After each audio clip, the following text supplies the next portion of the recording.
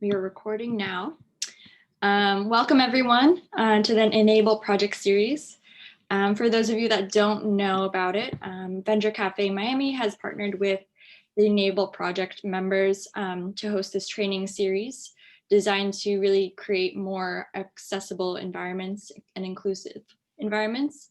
And today we're joined by René Espinoza today to discuss his app and really just highlight the accessibility gap within tech.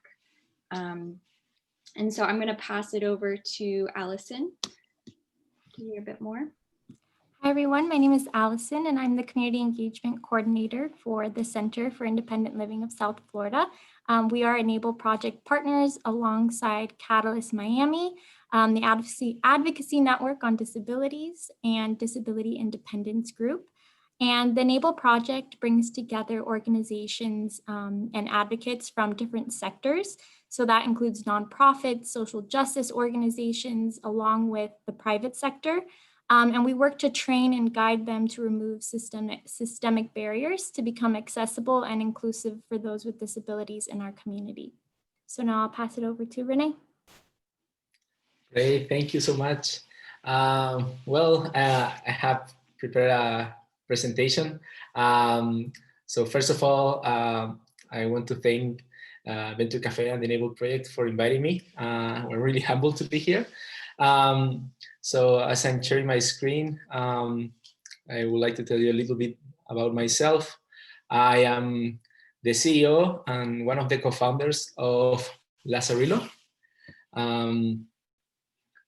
And so, well, we started in Chile. I'm from Chile, in Latin America. And this, just to tell you a little bit about the story, I started working on this as my thesis project on 2014. So it has been quite a long path. But I started working on this because during my college years, I also worked with a medical institution in Chile doing low-cost assistive technologies. And I interact with a lot of people that in some cases they had blindness and low vision.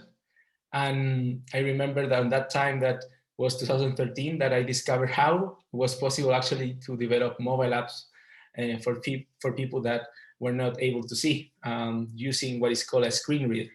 So for those you don't know about a screen reader, it's actually in every phone, both Android, iOS, and also in your computer. And so it allows to provide audible feedback as the user touches the screen. So I discovered that and also discovered how to make apps accessible. But I also discovered that most apps are not accessible. Most websites are not accessible. And for these tools, right?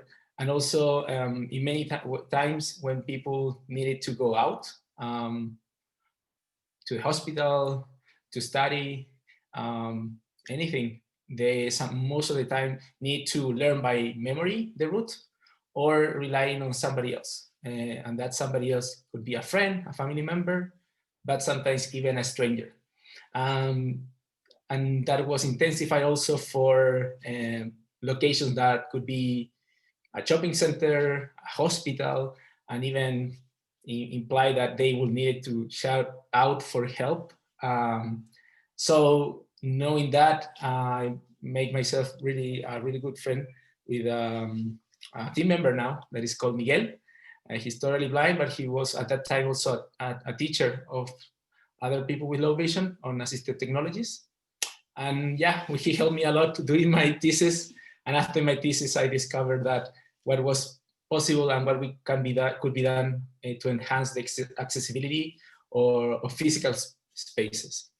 So we started in 2016. Like I ended my thesis in 2014, and there was a year that I also worked in another startup, and I discovered that making a startup was possible, and yeah, I like it, and I decided to start Lazarillo, or Lazarillo in Spanish.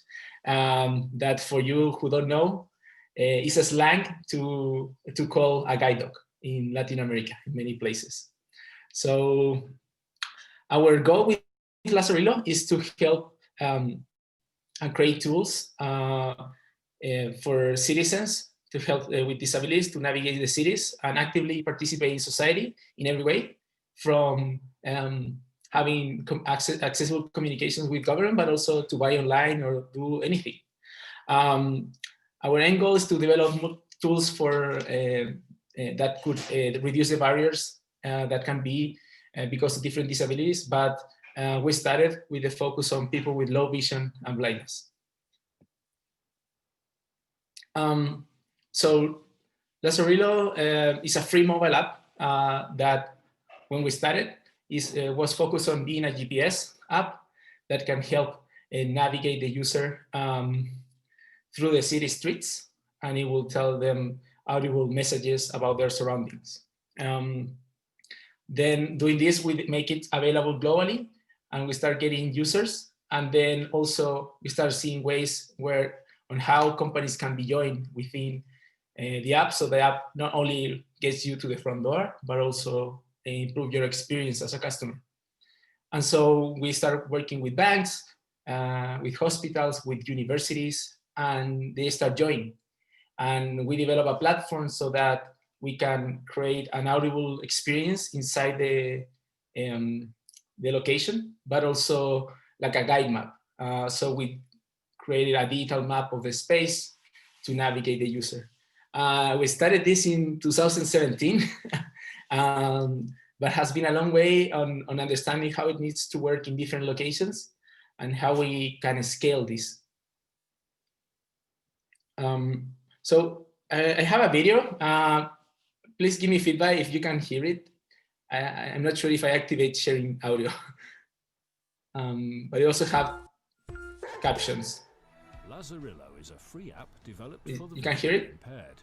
The app Yes. uses spoken language Baños a 48 metros al frente. to safely guide the user through the city maze.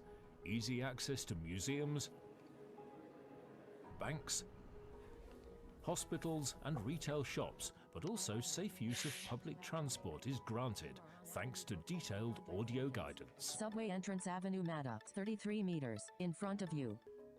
The young team of developers work in close collaboration with disabled people Double tap to activate. to continually improve Lazarillo. More than ever, René Espinoza and his team are dedicated to making the world a better place for hundreds of millions of disabled people.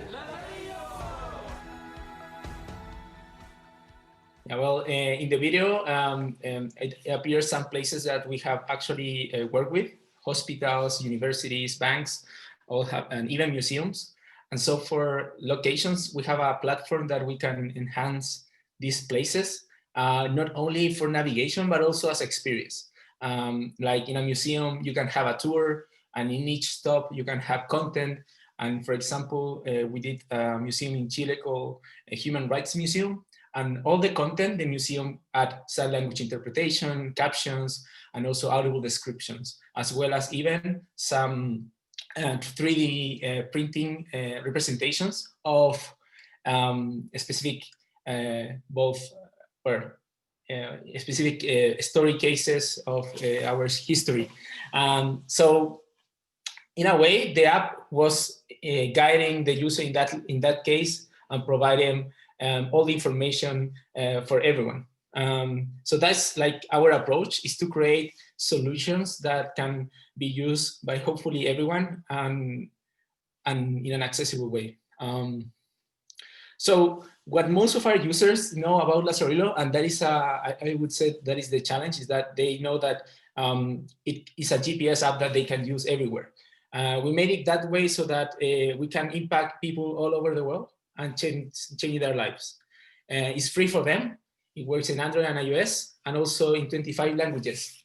Those languages has been, like our community, have translated from English to their native languages. So we have a lot of flags there. I will not list them, but there are many languages, and we keep adding new languages. And I want to stop here a little bit, because the way for us to grow in languages is actually, we discovered a tool, and it took us a long time to discover an accessible tool so that our users can use to translate content. we discovered it, and then on 1 month we added like 6 languages. We could use other like automatic tools, but we think it would not work as we want to. So in this case, the user itself is able to translate and also test and then discover if there's any problem. So this is just like setting I want to set the time on the subject today, because it's how COVID is impacting accessibility.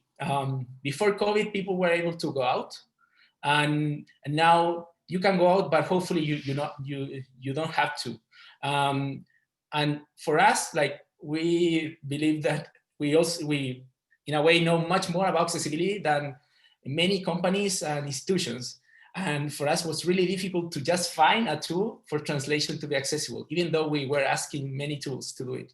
And I want to say this because that also helped us grow more, help us grow to 180,000 users, reach users in different parts of the world, also get more support from different institutions. In the United States, we have 18,000 users and growing. And then on the needs of the COVID-19, I believe everyone knows that buying online now is like essential sometimes. Having accessible communication on government communication or even from companies is also quite useful right now and even more needed. And what happened on March, that was like the peak of the COVID-19 when all started, we discovered from the very beginning what were the new needs, because we talked back to our users. We were asking them what was happening, what were their new needs. And they said, and we also saw how our daily active users went down because of COVID-19. I mean, you cannot, before you couldn't use the app. I mean, before you only use the app for work, to go out. So now that you cannot go out, why use it, right? So we said, like, okay, how we stay relevant? What are the new needs? And the needs were having accessible information in an accessible format. I mean, the people were, so there were some flu vaccines rolling out in some places in Chile, also in other countries. And the locations was in a picture, maybe a not accurate address, or like not even like doing a post in a social media. Sometimes they were only sending an infographic without any text description, because these social media platforms are not regulated by accessibility. You can post what you want, whatever you want. And so we saw that need on our users, and also buying online. So many websites, applications are not digitally accessible for them, meaning that they're not accessible for screen readers. And that meant that they couldn't buy online. So we actually iterate a lot. We discovered how it could work, what did not work. And we create these two new, I would say, functionalities. One is the news functionality that allows users to get news, and then the other one is video assistance. So at the end, Lazarillo has the wayfinding, and also is now complemented by these two functionalities. Now that we are living in a mixed reality, moving from a pandemic to having the vaccine and start going out a little bit in some places. So I will talk about now on some use cases and how that could be used right now. On the side of wayfinding, so wayfinding, we have used this for hospitals, for example, that some of them have changed their entrance, changed their locations inside due to COVID, right?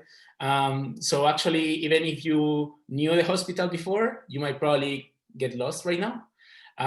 Also on the protocols. So a good use case for the wayfinding is like for hospitals currently. And when we do this, for example, we actually digitalize the map, and we can provide an API for the company, or we can even integrate to a indoor digital map that they might already have. So there are other companies that also do indoor wayfinding. Our role is to make that indoor wayfinding more accessible. So we can also provide accessible routes for people in a wheelchair, and also add content as videos in different locations with sign language interpreters.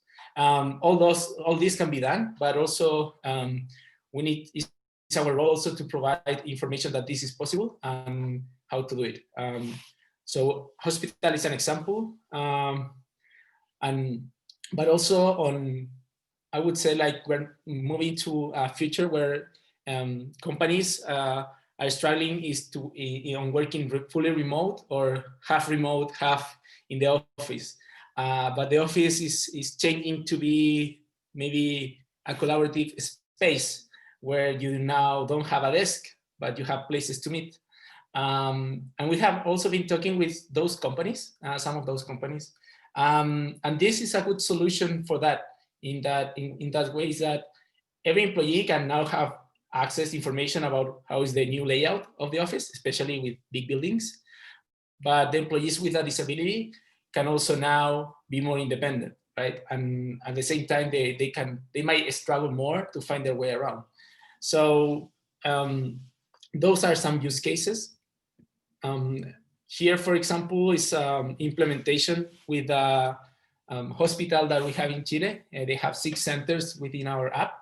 In the slide, which I am showing some maps, like visual maps. If the user is using a screen reader, the map will not appear, and the interface will change a little bit, so that the screen reader and also the audible assistant use the space more effective, because if you're not able to see, having a visual map is not useful.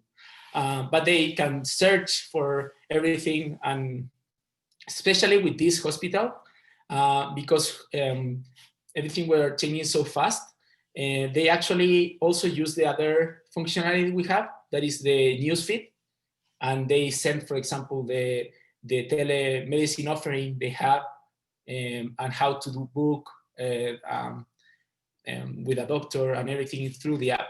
So in a way, we had the chance to, on this new functionality, we also start testing right now and see the feedback from our users as well as customers. So this is another example of I want to show how what things are possible. I'm showing a university campus. This is it's called Universidad Católica. So they have a huge campus. I actually don't remember the size in square foot, but it's really, really, really big. And so everyone have a struggle to find their way around. And within our map, we actually mapped all the classrooms, different entrances for the building. And then we created a profile view on the campus, so that users can easily find classrooms, ATMs, food locations, and all that. And also within this same implementation, we actually added the accessible routes for the students that are using a wheelchair. And so we were going to roll this out on 2020. Of course, that has been delayed, but it's in a way, when everything goes back to normal, I believe it will help also keep more social distancing, because most of the time, some of the students needed to rely on somebody else to be guided by. So we need to start thinking if we're going to start opening campus and all that, how we start keeping social distancing. And I believe this is a good way to do it. On the size of information, what it means to have, at least for people with low vision and blindness, to have accessible information is that the content that is sent can be first here by a screen reader or magnified, but also have good contrast, as well as actually having access to use a call to action, for example. So if the call to action is buy this product, and then you tap on that and gets you to a website that is not accessible and you cannot buy the product, that means that your communications are not accessible at the end, right? Because the end user cannot use your offer or product that you want to sell. So you're missing out also. You're missing out on this opportunity.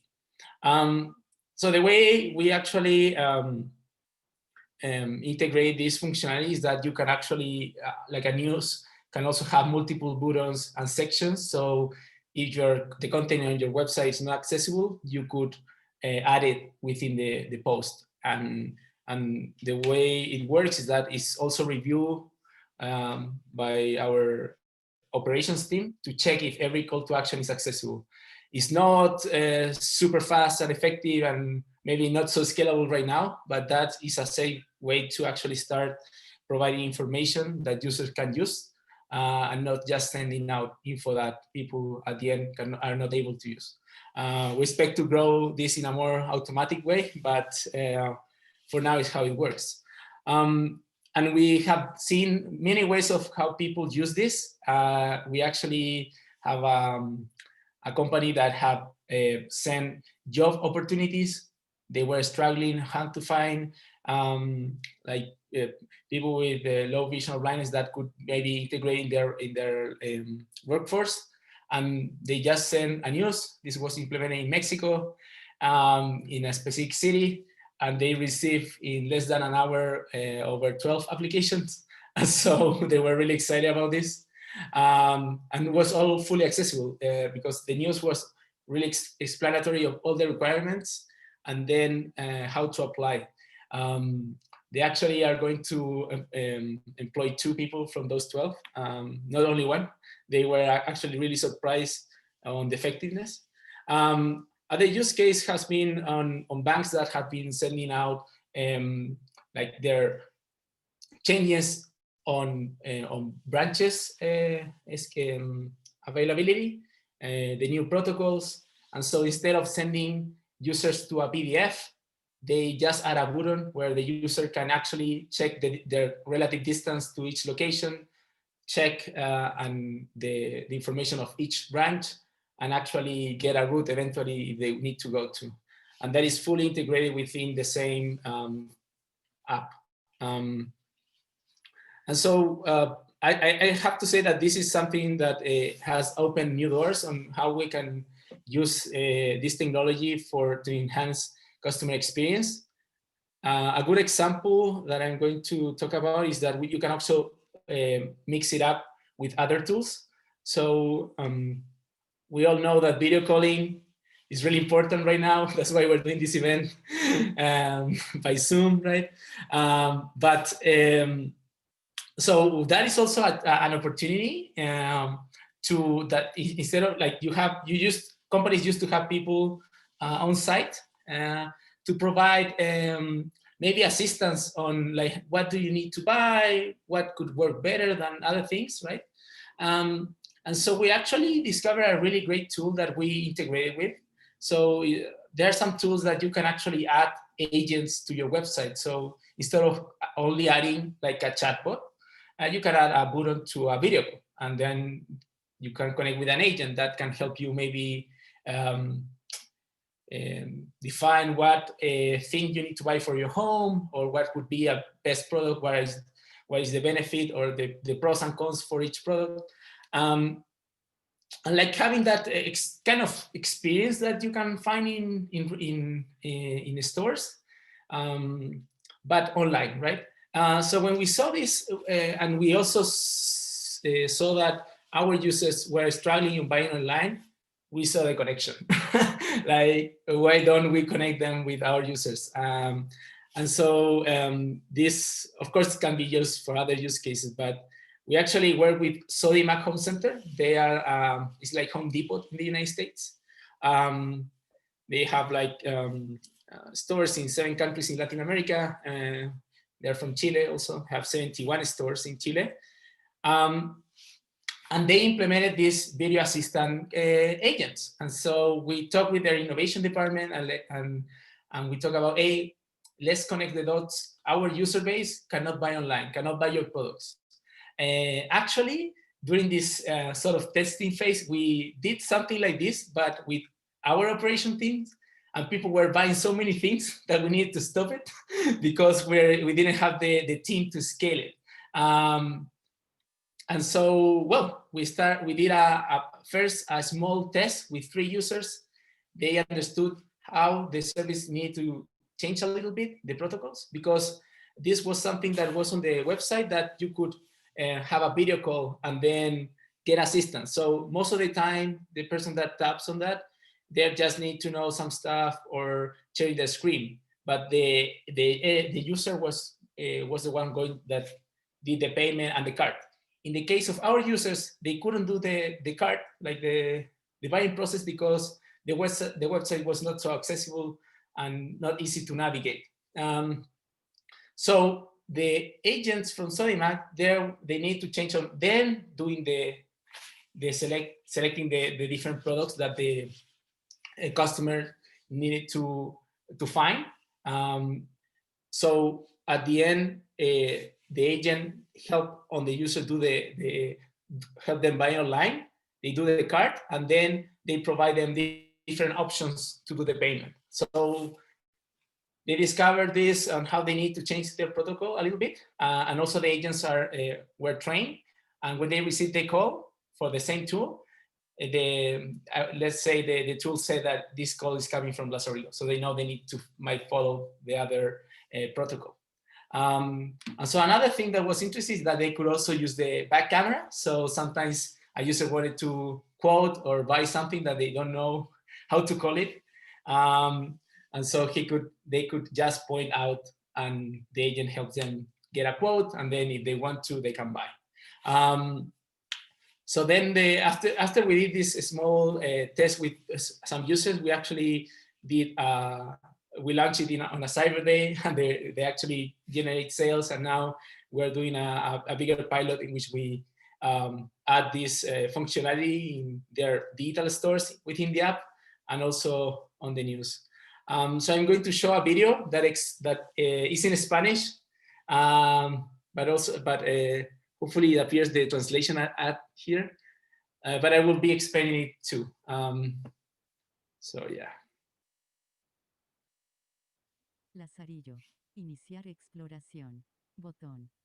Sodimac.com preparado para ti desde Lazarillo. Solicita asistencia. Horario de atención. Yeah, so this is, for example, a news. In the screen reader can read out loud all this, and in this case, they add information about the title, description, but also add multiple sections like explaining how you can buy, and then adding an additional button to actually connect with the video assistant. 9 a 22 horas. Botón. Lazarillo. Direct Safari. Yeah, so when this when the video when the user tap that button, you start the video call, and so the agent from Sodimac, they can see that it's coming from Lazarillo, and then the user can check their position in line. So you can imagine that this could also be applied for sign language interpreters. Like you can hire someone that knows sign language, and they can help answer questions from someone that needs a better interpretation or the same help that they already have on the website. So these are tools that could be used in different ways. Yeah, so now it's doing the call. Hola, buen día, bienvenido a Facebook. Hola, ¿En qué le podemos ayudar? hola, ¿me escucha? Sí, le escucho. Mi nombre Sí. es Ani Hernández. ¿En qué le puedo ayudar? Hola, un gusto, sí. Lo que pasa es, mire, yo soy ciego, no veo nada de nada de nada. Le entiendo. ¿Me escuchan, no es cierto? Ya. Sí, le escucho. Ya, y resulta que lo que ando buscando... Sorry, I now turn Estoy viendo. Claro, tenemos también los servidores. the caption in English. Que en el call center había. Sí. Hay unos que de hecho tenemos dentro de la página que son termohervidores que sirven como para también mantener el calor. De hecho ya los estoy viendo. Claro, tenemos también los hervidores que son solo hervidor. Claro, y los termos para mantener el agua, ¿cuánto sale? Mira, dependiendo de los litros, tenemos algunos como marca, por ejemplo, Sindelen, que es un termohervidor de 1.5 litros en 24.990. Tiene un acabado metalizado. Sí. So in this case, the user wanted to buy Kettler, and then the agent could not only quote that, but also describe the product and the price and the brand. And then in a way they can do this and facilitate a payment option if they want to. So the agent is the one that is doing the card for the user, and they connect other methods to pay. So this can change from company to company, but I believe this is a new way of using video calling systems to create accessibility and also to connect with a new audience. It can be also applied, as I said, for people that require an interpreter, and you can hire someone that knows sign language interpretation. If you're a huge company, we haven't seen anything, at least I haven't seen anything like that for now in many countries. But that is a way to do it, and to do it right now. I believe that's also something important to start doing things right now, because I mean, you can always wait, but there's people that need it.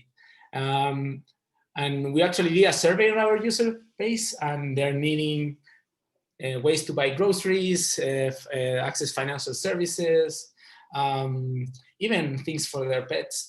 So in a way, there's a whole spectrum of the needs. There's no limitation, and at the end is because like a disability doesn't own you. Like just because you have a disability, it's not you. That disability doesn't own you as a person, and I think that's really important to know and understand that, because there's I think most people might think kind of not. I don't want to stereotype, but there's sometimes a misunderstanding of what having a disability might mean for someone. Sí, mira, So, ese el de 1.5 me interesa. El de 1.5 tendríamos este, claro, por 24. So I think this video, I just wanted to show you this part, because at the end, after the video, the user can provide like an NPS of the how was their customer support, and well, they're tracking that, and the NPS is really, really high. So yeah, and that's the presentation. I don't know if people have questions, please. Happy to answer.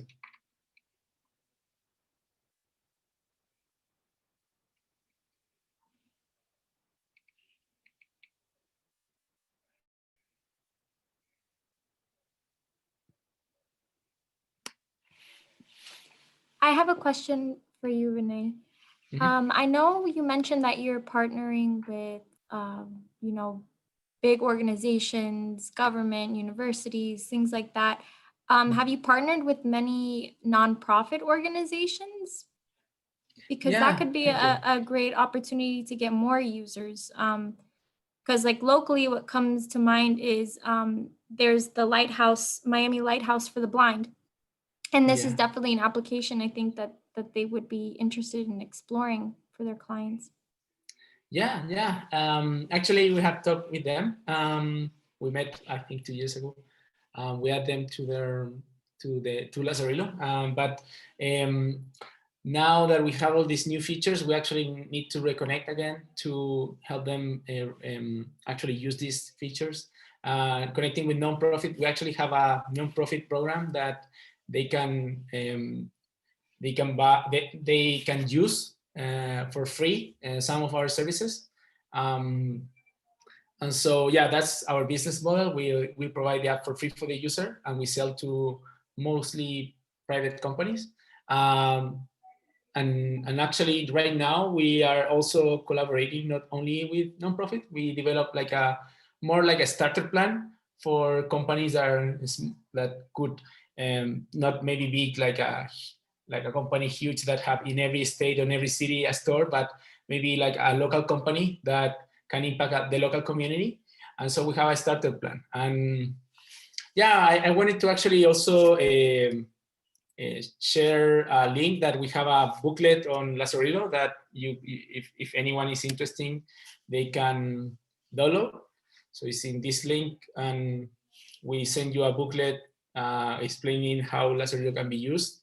And yeah, if anyone is interested, I will leave it in the comment. I don't know if like you can send that too. But yeah.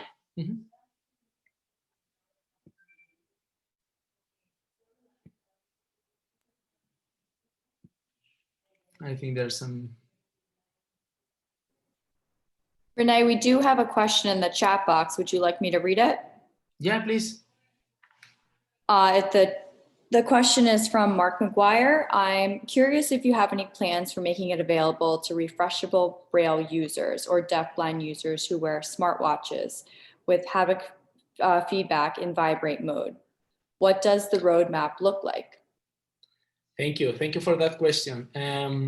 So yeah, definitely, as a startup, our roadmap is to enhance and make it more adaptable, the app, so that it can fully work for everyone. Especially this year, as a startup, we're doing an investment round. So we hope that will help us increase our developer team.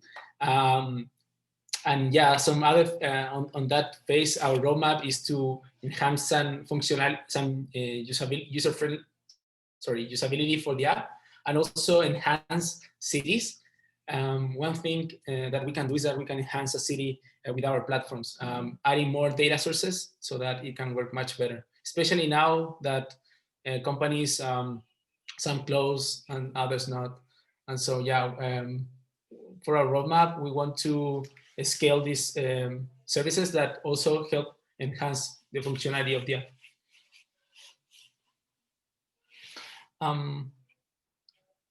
Yeah, so I don't know if I can just read the question.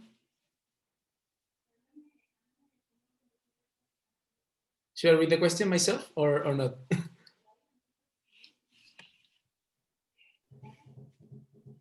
Okay, we have another question for you. Go ahead, Alyssa. Yeah. You can just type it in the chat box or say it out loud if you prefer.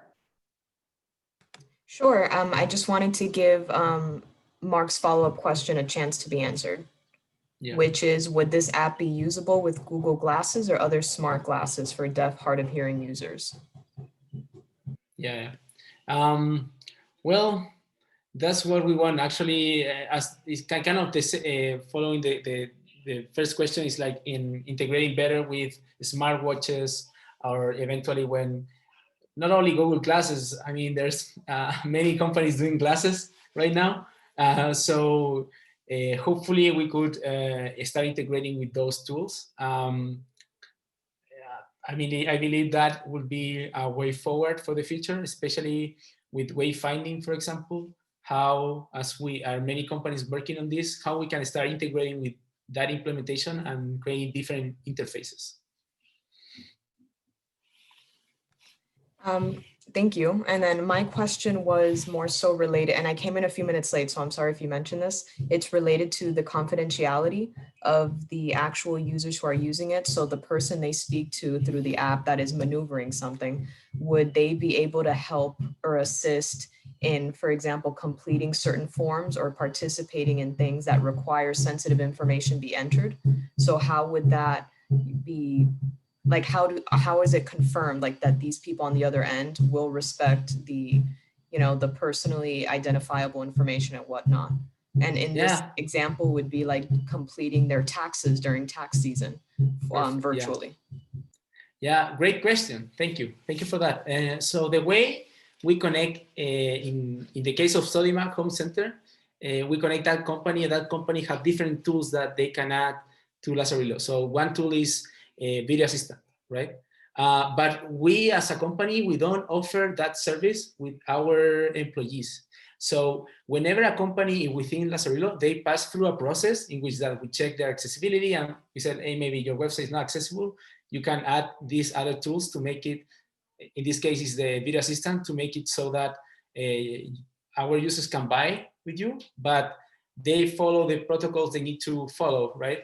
So if in case there is a bank, we might be integrating with their own system, and so it's certified that is the bank, and not any, and so they're actually marked differently within the app. So even for a bank, like they could ask a question and it will be integrated with their video assistant that has all the security and protocols they need to have. So yeah, we don't have like a team that could answer questions. We create the integrations from the app to the company. They follow the protocols and security they need, and they need to do it, right? Yeah. Awesome, thank you. And then I just have a follow-up question. So is it possible to schedule perhaps like a meeting in advance to be able to use the app at, somebody calls in or they request assistance in a week or so at a specific time? Yeah. Yeah, so actually so every company that joins have a profile view, both for their, we call it the institution view. There is a profile view where they can add multiple sections, and also on their physical location, they can customize that. And so in those sections, it's possible to add book a meeting, a button that you can book a meeting. So get an assistant, or these are the products we have for your offer, or these are our branches, check them out. These are the news times. So that is set in different buttons that are fully accessible with a screen reader. Also, you can see them. So yeah, at the end, we customize each profile to the company. So a bank can have everything, but maybe I don't know, like a cleaning service company that we're actually going to start rolling out in some cities, like they can have get a quote, and call or check the services. That's it, and maybe not a video assistance. Thank you so much.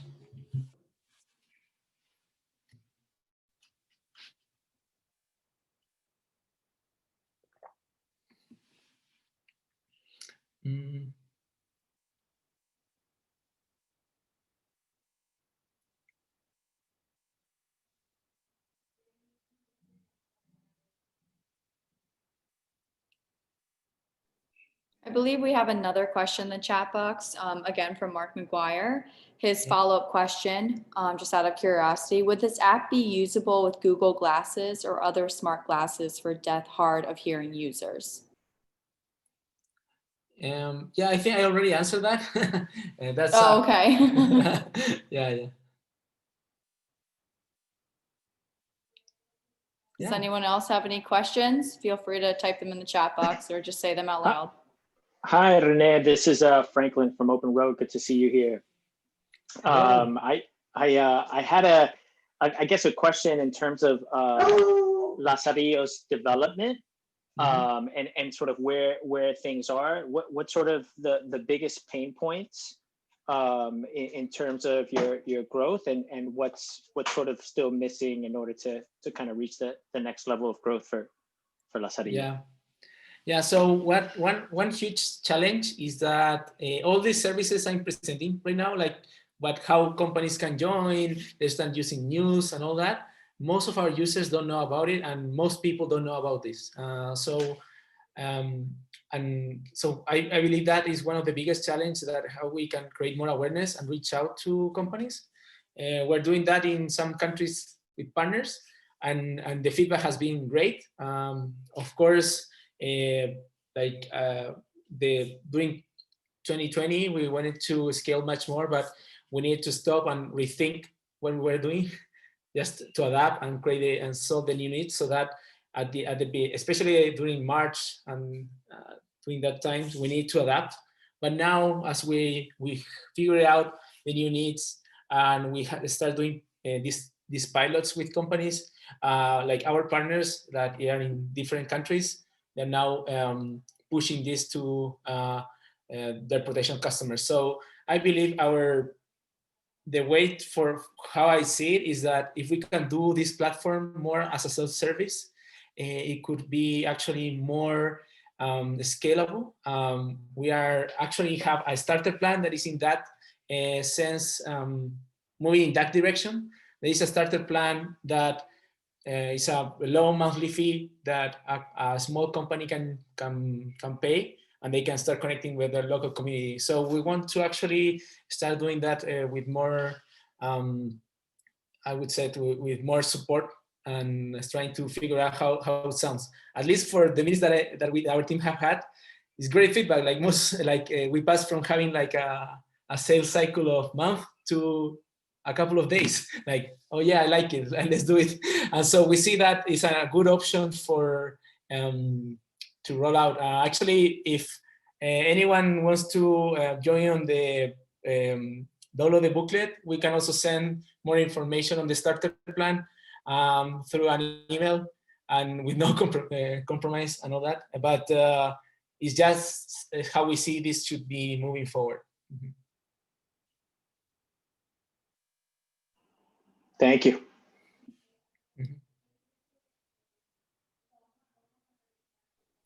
We have another question. It's from Alyssa. If we were to participate in a pilot program, is there a certain amount of clients we would need to see or report?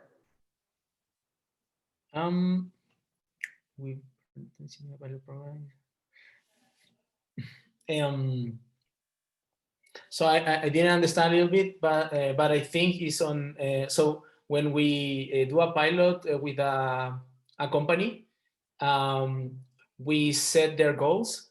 So in the case of the different companies that we have worked with, at the beginning we did a pilot in which that they wanted to check how it works, if it fits their organization, especially with big companies that they need to follow a lot of process. But with smaller institutions, the process is faster. They can just try it out in less than a week. So depends on the size of the company and also what they want to test. In the case of Sodimac, they wanted to test like if users were able to buy and if they will be able actually to buy and how much. So they were a little bit impressed that, I mean, even though that it sounds obvious that, yeah, they can buy, but that's where their goals. And also like the customer experience, well, how much was increased?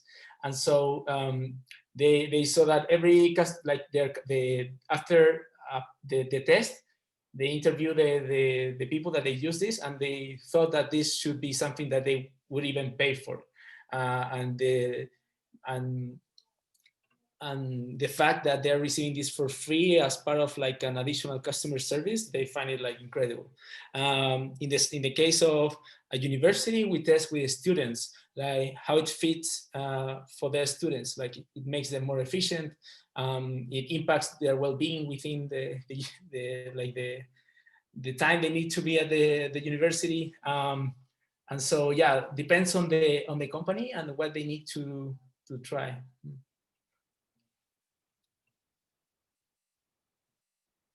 I think there's another question that we missed. So maybe I can read it. What is the biggest question or objection you get from customers before they buy into your product? And how do you answer that? Well, depends, but sometimes, so there's a lot of, so most of the time, like our potential customers or clients don't know so much about like assistive technologies and how people can actually use this.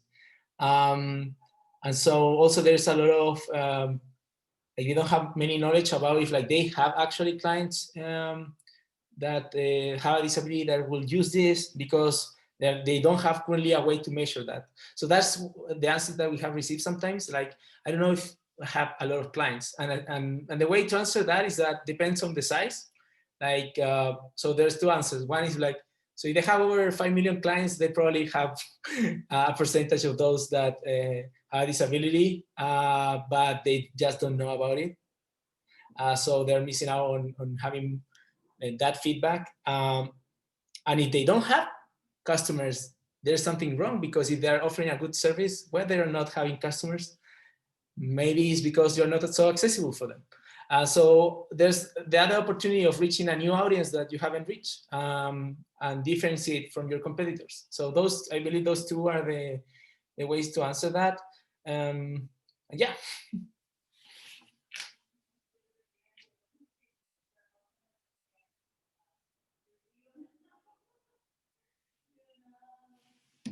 Mm-hmm.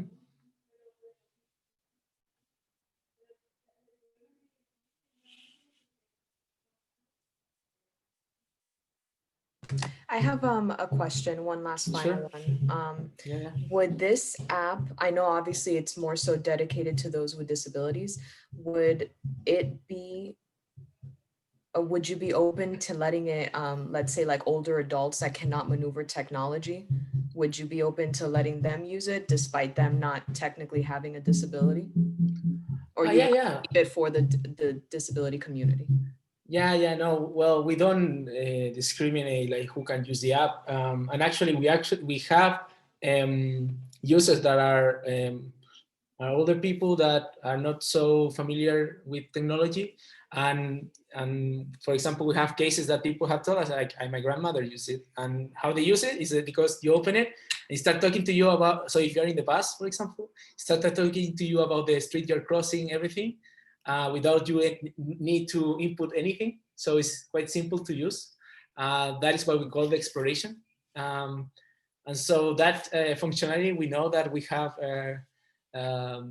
some people that also have a disability that they use it. And also we discovered that people that we thought, so we have these functionalities for people with mobility disabilities that we can enhance in different locations. And so we actually are going to add more on that side too in this year. But we have discovered that we have users on that have that disability too. Even though in some countries that we haven't like done this sort of integration with companies, they use it because they find it useful and simple to use. Our end goal is hopefully everyone can use it. So actually, when we map a location, we provide an API so that the information can be used for creating a website that they might not have, integrating with their app that might be needed for like having a orientation sort of a system. But the end goal is hopefully everyone can use it and find it useful.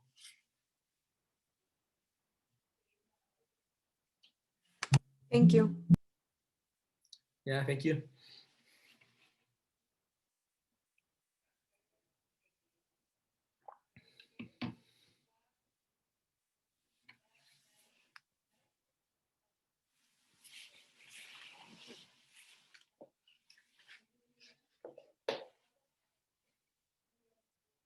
Any final questions? You can put them in the chat or just unmute yourself.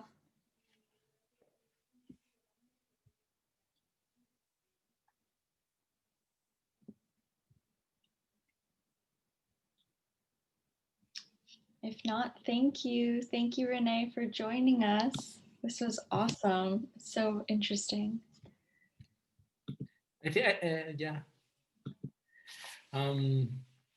Yeah, thank you to everyone. I don't know if there's a next question. I think I got a question, but it's direct message. But I don't know. I don't know if they wanted me to answer directly to them. Okay. There's they said they don't need to answer. Okay, perfect. I will answer directly on the chat. So thank you, everyone. I appreciate being here, the opportunity. Thanks. Thank you, everyone. Take care. And there is another session happening in this room from the Idea Center about building sustainable social ventures. So stick around if you're interested in that. There won't be interpreters for that session, however. Okay.